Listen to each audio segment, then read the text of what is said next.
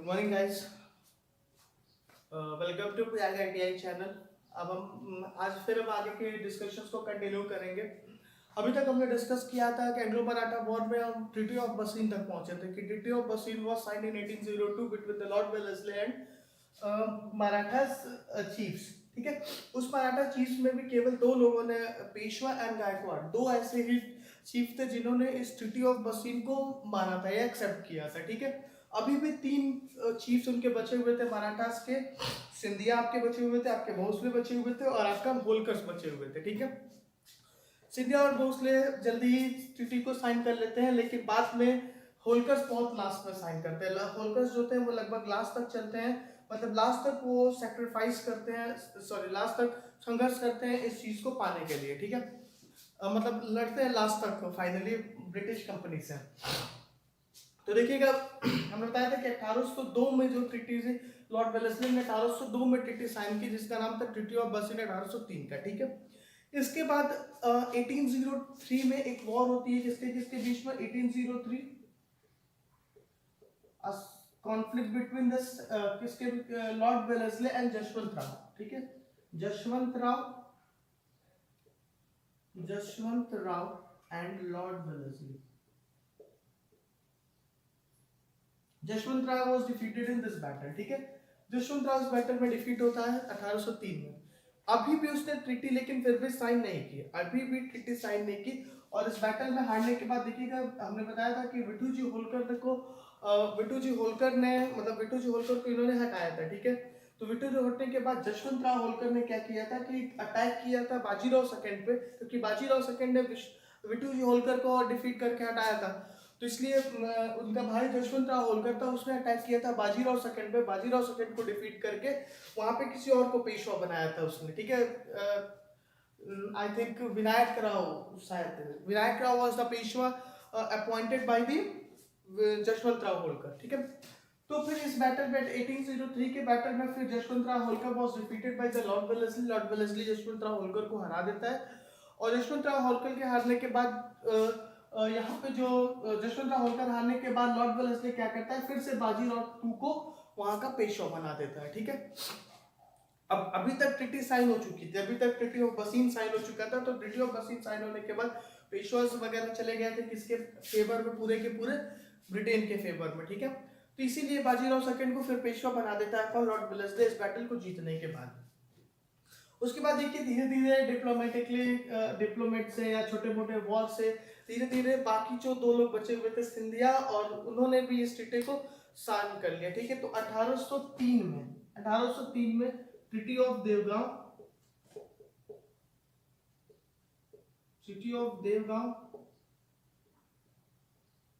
ठीक है, और दूसरा 1803 में treaty of Rajpur Ghat, Arjun Ghat, sorry treaty of Arjun Ghat, treaty of Arjun Ghat. ये दो ट्रीटी साइन हो चुकी थी इन दोनों में। ये कौन थे, अप्पा जी भोसले, ये किसके किसके बीच में था, अप्पा जी भोसले, और इसमें सिंधिया।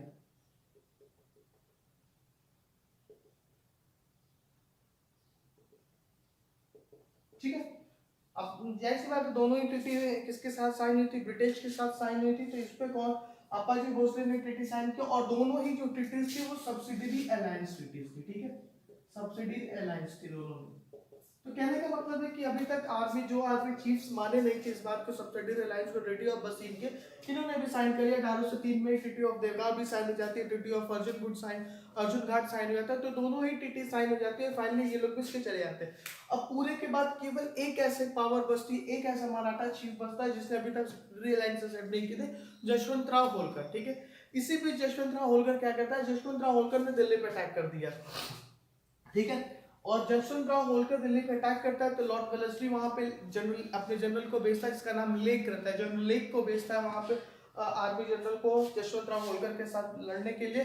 जशवंत राव होलकर लड़ता है, और जशवंत राव होलकर ने इनफैक्ट राजा रणजीत सिंह से भी जाके मदद मांगी कि भैया आप हमको मदद कीजिए इस वॉर को लड़ने के लिए। लेकिन 1800 उस समय रंजीत सिंह तैयार नहीं होते हैं क्योंकि उनका खुद कॉन्फ्लिक्ट चलता रहता है, लेकिन बैटल में होता क्या रहता है कि लगभग उनकी बैटल जो थी वो एक ट्रिटी के तरफ मूव करती रहती है। बाद में आप देखेंगे कि 1809 में एक ट्रिटी भी साइन हो जाती है और फाइनली उस ट्रिटी के बाद वो परमानेंट फ्रेंड बन जाते हैं किसके, ब्रिटिश के, राजा रंजीत सिंह। तो राजा रंजीत सिंह हेल्प नहीं करते, फाइनल ये कहानी होती है। इसी बीच में 1805 में लॉर्ड वेलेस्ली को ब्रिटेन बुला लिया जाता है, ठीक है। Lord Wellesley was recalled in Britain by 1805। 1805 में किसको बुला लिया जाता है, ब्रिटेन को। ब्रिटेन बुला लेता है वापस लॉर्ड वेलेस्ली को, और 1805 से लेके 1806 तक नए गवर्नर बनते हैं जिनका नाम रहता है George बर्लो। 1805 to 1807 the new governor was George Burlow, ठीक है। 1805 में ब्रिटेन लॉर्ड वेलेस्ली को वापस बुला लेता है, George Barlow become the governor of Bengal. और जब लॉर्ड जॉर्ज बर्लो बनते हैं गवर्नर ऑफ बंगाल, तो वो क्या करते हैं कि वो जशवंत राव होलकर के साथ एक सिंप्लीफाइड पीस ट्रीटी साइन करते हैं, ठीक है।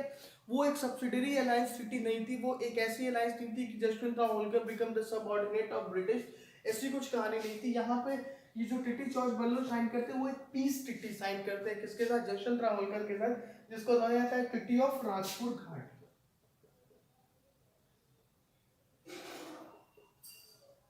Treaty of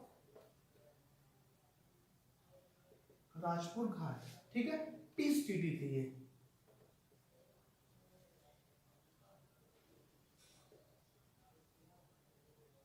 peace treaty was sign, ठीक है।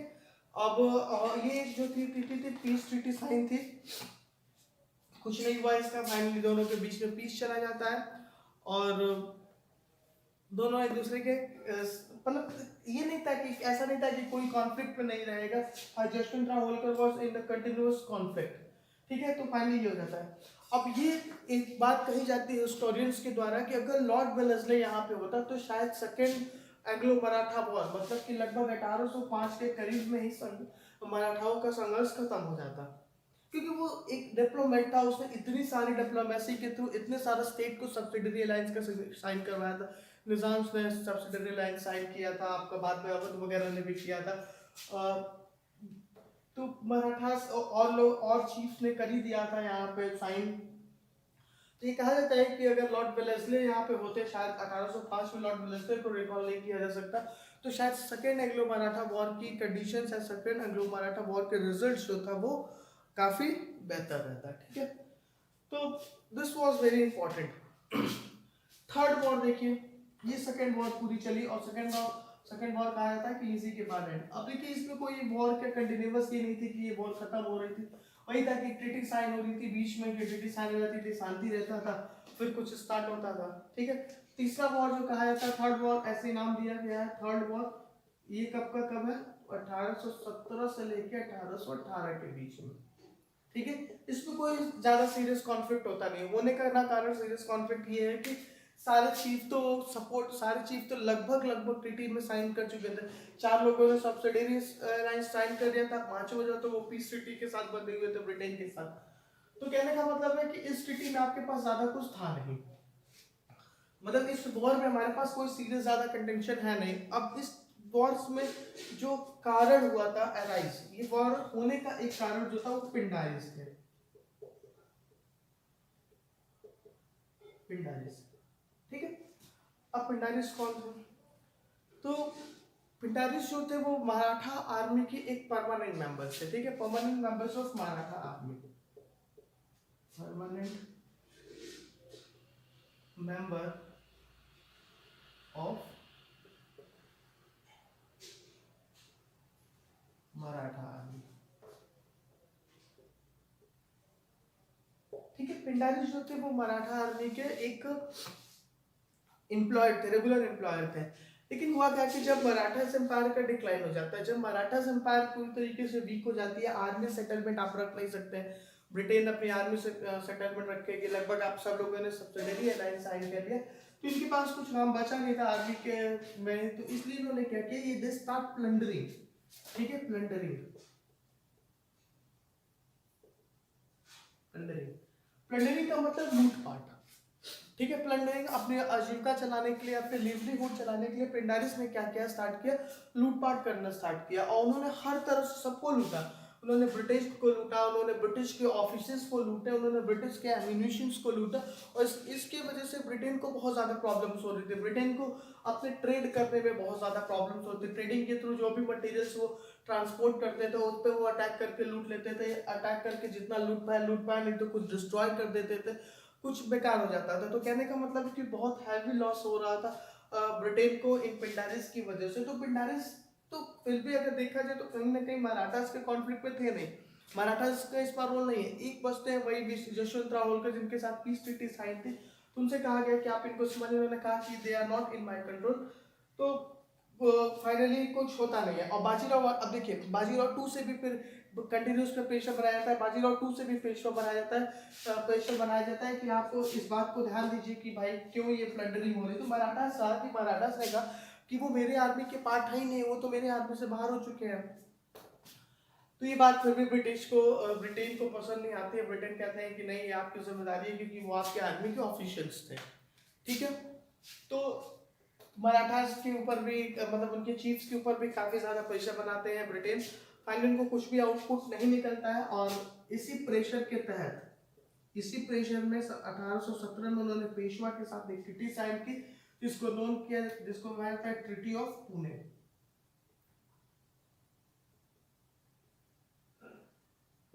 Treaty of Pune was sign in 1870 under the pressure of this पंडारिस।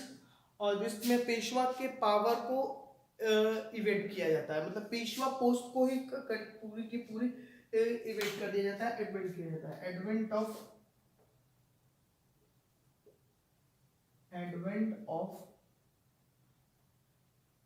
Peshwas, advent of post of Peshwa.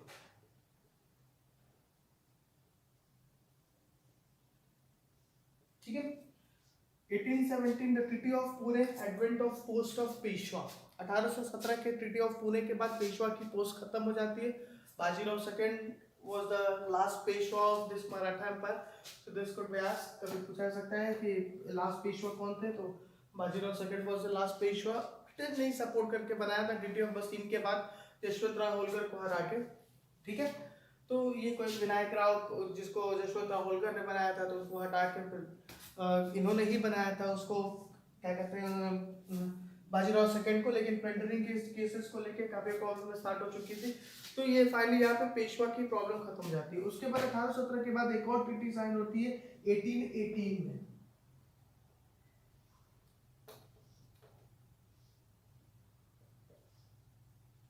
1818 में जो ट्रीटी साइन होती है उसको क्या कहते हैं, ट्रीटी ऑफ मंडसौर।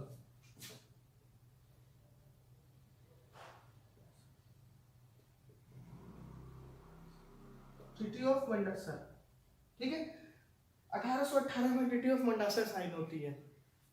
अब क्या था ट्रीटी ऑफ, तो ट्रीटी ऑफ मंडासर जाहिर सी बात है किसके बीच में, पेशवा से बचे नहीं साइन करने के लिए। एक ही आर्मी चीफ बचा था जिसका नाम था जशवंतराव होलकर। तो ये जो ट्रीटी साइन होती है वो किसके बीच में साइन होती है, जशवंतराव होलकर और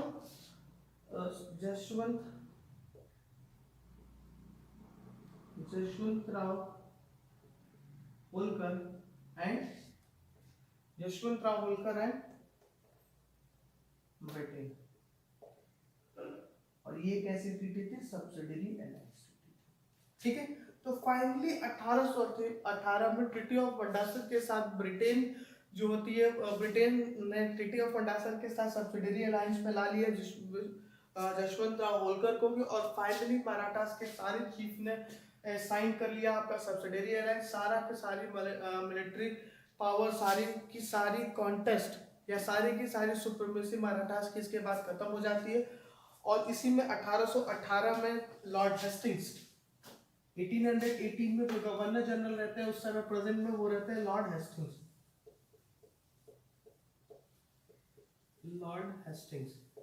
ठीक है।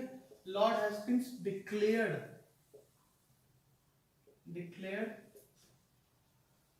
ब्रिटेन एज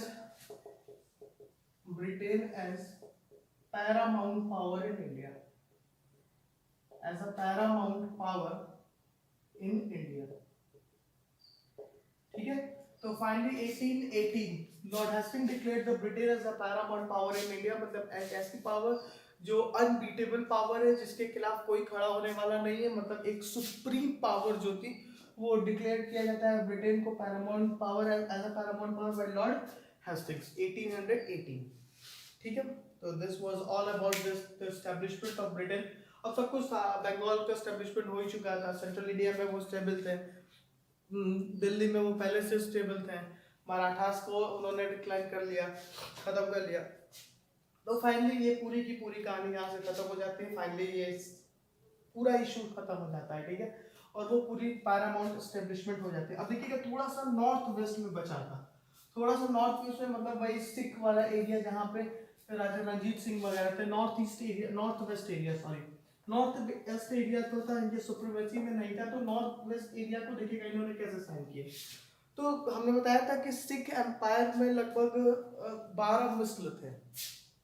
ठीक है, सिख की जो अपनी कम्युनिटी थी, सिख कम्युनिटी थी, वो उसमें 12 मिसल हुआ करते थे, 12 सब डिविजन थे, 12 मिसल्स थे वहां पे, 12 मिसल थे।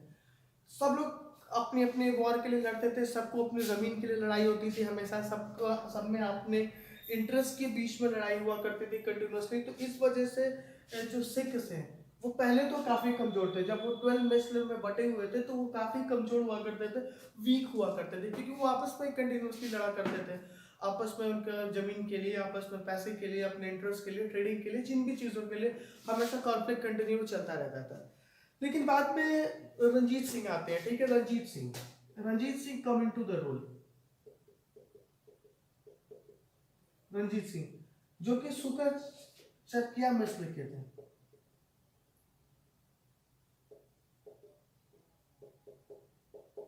ये याद रखिएगा, ये पूछा जाता है सुकर चकिया मिस्र। ठीक है, राजा रंजीत सिंह जो कि सुकर चकिया मिस्र के थे, एक बहुत ही एफिशिएंट थे, बहुत ही अच्छे आदमी, मतलब एक अच्छे लीडर थे। इन्होंने क्या किया, इन्होंने सबसे पहले इस 12 मिस्र का यूनिफिकेशन स्टार्ट किया। ठीक है, इन्होंने इस 12 पूरे मिस्र को यूनिफाइड किया, यूनिफाइड करके एक स्ट्रॉन्ग सिख एम्पायर बनाने, एक स्ट्रॉन्ग सिख एस्टेब्लिशमेंट बनाने की कोशिश की इन्होंने, राजा रंजीत सिंह ने, और कोशिश में सफल भी हुए। ये सारे मिस्र को इन्होंने यूनाइट भी कर लिया। ठीक है, यूनाइट। अब यूनाइट करने के बाद पावर स्ट्रांग हो गई, अब आपस में लड़ना नहीं था, अब केवल फॉरेन पावर से लड़ना था। तो इन्होंने अपने उसको, मतलब अपने एम्पायर को लगभग लाहौर तक एक्सटेंड किया। ठीक है, लाहौर तक अपने एक्सटेंड किया, पंजाब लाहौर तक एक्सटेंड किया, एरिया को अपने अंडर में लाया, और फाइनली जो इनका एरिया था उसको उनको कहा जाता था पंजाब। ठीक है, इनके एम्पायर को पंजाब का नाम दिया गया था, पंजाब एम्पायर कह सकते हैं, या पंजाब की भूमि, या जो भी कहते हैं कि इनके पूरे जितने भी इन्होंने चीजों को जीता था, जितने भी इन्होंने स्टेट जीते थे अपने आसपास के, वो सबको मिला के इन्होंने एक नाम दिया, जिसका नाम था पंजाब एम्पायर। ठीक है, तो रंजीत सिंह उस समय चल रहे थे 1809 में एक ट्रीटी साइन होती है ब्रिटेन के साथ इनकी। जाहिर सी बात है, ब्रिटेन एक ऑल इंडिया पावर बनने के कगार पे खड़े हुए थे 1809 में। भाई मराठास ऑलमोस्ट इरेडिकेट हो चुके थे, ऑलमोस्ट मराठास की पावर खत्म हो चुके थे। लास्ट में वही 1818 और 1817 की ट्रीटी 2 बस्ती है। तो 1809 में और इसी सब यही वो समय था जब जशवंत राव होलकर दिल्ली पे अटैक करता है, इसके 1-2 साल पहले। तो जशवंत राव होलकर रंजीत सिंह के पास भी जाता है मदद करने के लिए ब्रिटेन के खिलाफ। तो ब्रिटेन को ये बात लगती है कि हमें रंजीत सिंह को अपने अंदर मिलाना चाहिए, क्योंकि रंजीत सिंह एक अच्छी खासी स्ट्रेंथ के साथ वहां पे थे, और हो सकता हो कि इन फ्यूचर किसी एनिमी के साथ, किसी के साथ कॉन्फेडरेसी बना के ये हमारे लिए प्रॉब्लम का कारण बन जाए। तो 1809 में इनके बीच में साइन होता है, जिसको कहा जाता है treaty of Amritsar. Treaty of Amritsar sign होता है किसके किसके बीच में, ब्रिटेन के बीच में और रंजीत सिंह के बीच में। जो गवर्नर रहता है वो लॉर्ड मिंटो फर्स्ट। ठीक है, तो देखिएगा वही लॉर्ड जॉर्ज वर्लोस 1807 के बाद लॉर्ड विंडो बनते हैं 1812 तक, 1812 के बाद लॉर्ड हेस्टिंग्स बनते हैं 1818 तक। ठीक है, आगे की बात हम बाद में करेंगे। उसके बाद ऑलमोस्ट एक को बीच में कोई और आता है, उसके बाद लॉर्ड विलियम बेंटिक बनते हैं, फिर लॉर्ड विलियम बेंटिक के बाद लॉर्ड डलहौजी बनते हैं, फिर ऑल एंड ऑल। ठीक है, तो यहाँ पे लॉर्ड मिंटो यहाँ पे गवर्नर जनरल थे, जब ये गवर्नर थे, सॉरी, 1809 में governor was Lord Minto sign करते हैं इस ट्रीटी को, जिसको नोन कहा जाता है treaty of Amritsar. Treaty of Amritsar में ये साइन होता है कि नॉर्थ वेस्ट की तरफ से नॉर्थ वेस्ट में कोई भी कॉन्फ्लिक्ट नहीं होगा ब्रिटेन के साथ, और ब्रिटेन और पंजाब ऑल हमेशा के हमेशा एक दूसरे के क्या बने रहेंगे, एक दूसरे के फ्रेंड बने रहेंगे। ठीक है, 1809 में ट्रीटी ऑफ साइन में कि परमानेंट फ्रेंड टू ब्रिटेन वाली ट्रीटी थी, ये साइन हुई। ठीक है, अब according to treaty Britain and become permanent हमने बता ही दिया। उसके बाद 1839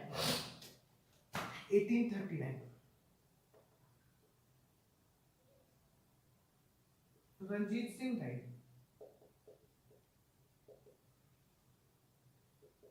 ठीक है, 1839 में रंजीत सिंह की डेथ हो जाती है। Ranjit Singh died in 1839।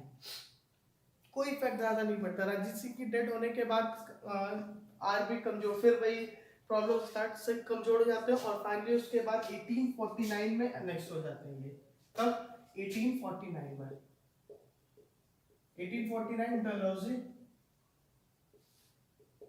annexed Punjab.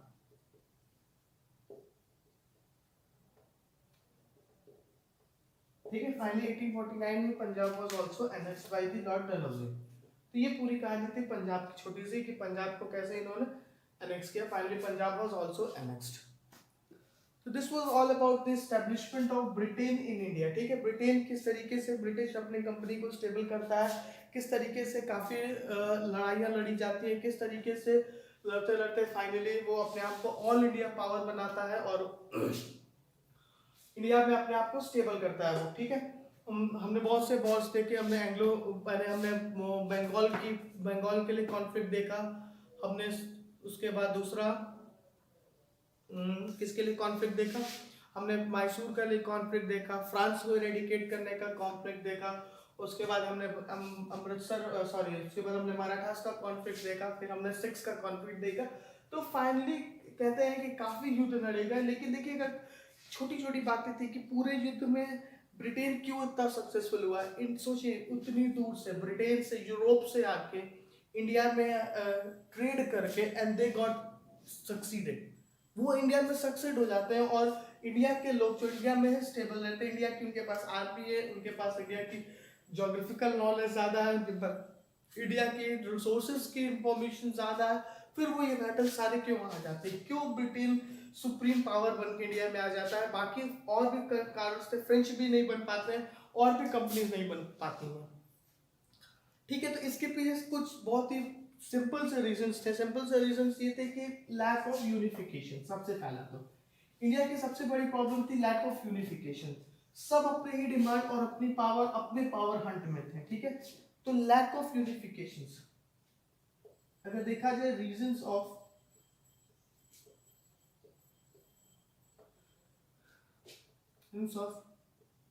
Success of Britain, reason of success of Britain, पहला लैक ऑफ यूनिफिकेशन।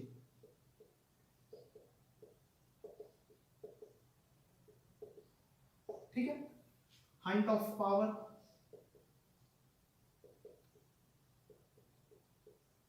ठीक है, किसी भी दो कम्युनिटी या किसी भी दो स्ट्रेंथ ने कभी भी यूनाइट होकर लड़ाई नहीं की। कहीं भी यूनाइट होकर लड़ाई करते ही नहीं थे वो। यूनिफाइड होकर, अगर यूनिफाइड होकर वही मराठास और मैसूर ने अगर यूनिफिकेशन के साथ लड़ाई किया होता तो कभी ब्रिटेन जीत ही नहीं पाते साउदर्न इंडिया में। वो एक इतने एफिशिएंट थे कि साउदर्न इंडिया में जीत नहीं सकते थे। इधर बंगाल की तरफ बंगाल और मुगल एम्पायर अगर साथ रहा होता, बंगाल मुगल एम्पायर जाट जितने भी नॉर्दर्न इंडिया थे, एटलीस्ट फॉरेन सेटलमेंट के खिलाफ तो ये साथ रहे ही होते। अगर फॉरेन सेटलमेंट के साथ भी रहे होते तो ये शायद इस तरीके से नहीं हुआ। तो हर जगह तो कॉन्फ्लिक्ट चल रही थी, हर जगह बंगाल अपनी अलग लड़ाई लड़ रहा था, मराठास अपनी लड़ाई लड़ रहे थे, निजाम अपनी लड़ाई लड़ रहा था, मैसूर अपनी लड़ाई लड़ रहा था, जाट अपनी लड़ाई लड़ रहे थे, हैदराबाद अपनी लड़ाई लड़ रहा था। तो सब तो अपनी अलग अलग लड़ाइयाँ लड़ रहे थे, और सब अपनी अलग अलग लड़ाइयों में इनफैक्ट लड़ाइयाँ अलग तो लड़ी रहे थे, एक दूसरे के खिलाफ भी सपोर्ट करते थे ब्रिटेन को। अब ब्रिटेन मैसूर को हैदर अली को हराने के लिए सपोर्ट करता था, मराठास निजाम सपोर्ट में आ जाते थे। मराठास को हराने के लिए और कोई इंडिया का रूलर इंडियन के सेटलमेंट, मराठास की लूपहोल्स कहाँ से मिला, रघुनाथ राव से। खुद अपने आप को पेशवा बनाने के लिए ब्रिटेन का सपोर्ट कर दिया उसने, अपने ही एम्पायर को हराने के लिए, अपने ही सेटलमेंट्स के लोगों को हराने के लिए। तो ये कारण था कि lack of unification and hunt for power, ठीक है। तीसरा था efficient leadership, efficient leaders like Robert Clive, Wellesley, ठीक है, हेस्टिंग्स, वॉरेन हेस्टिंग्स, वॉटसन। तो बहुत ही एफिशिएंट लीडर्स थे इनके पास। ब्रिटेन के पास एक ऐसी लीडरशिप थी जो कि बहुत ही डोमिनेंट लीडरशिप थी, और केवल फर्स्ट लाइन ऑफ लीडरशिप नहीं, इनके पास सेकंड लाइन ऑफ लीडरशिप भी बहुत स्ट्रांग थी। जनरल लेक हो गए, कर्नल कीटिंग्स हो गए, उसके बाद सर आईजी कूट हो गए।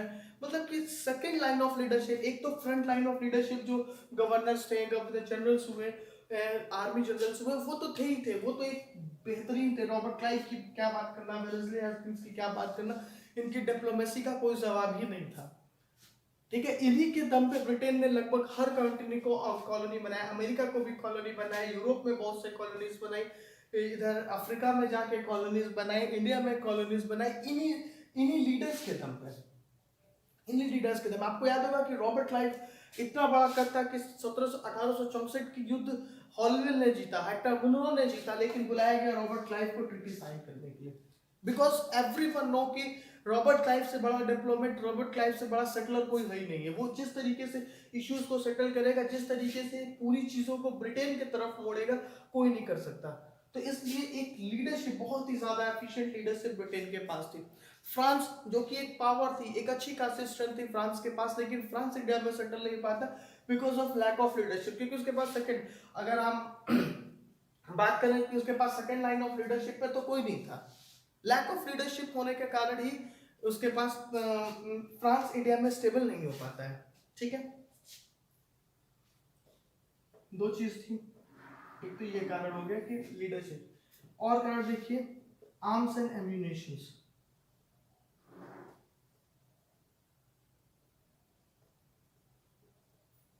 आर्म्स एंड एम्यूनिशंस, ब्रिटेन के पास मस्केट्स वगैरह जो थे, कैनन्स जो थे, वो एक डेवलप थे, मतलब कि एक मॉडर्न उनके पास थी, ठीक है।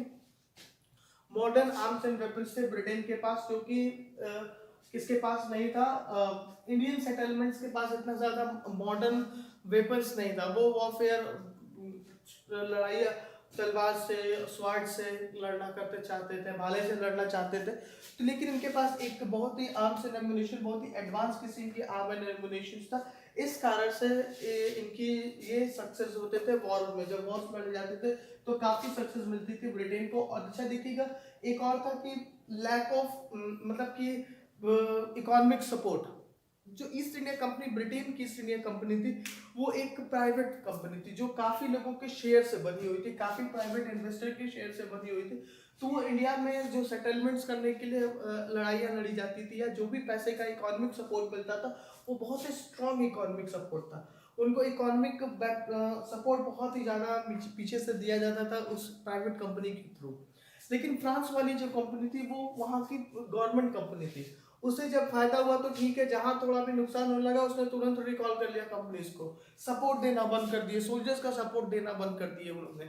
तो ये कुछ प्रॉब्लम्स थे कि कंटिन्यूअस सपोर्ट नहीं मिल पाया फ्रांस को, कंटिन्यूअस इकोनॉमिक सपोर्ट नहीं मिल पाया, और लेकिन ब्रिटेन को कंटिन्यूअसली इकोनॉमिक सपोर्ट मिलता रहा। उसके बाद दूसरा क्या हुआ कि इकोनॉमिक सपोर्ट, एक और कारण हुआ कि ब्रिटेन ने सबसे पहले बंगाल के ऊपर कब्जा कर लिया।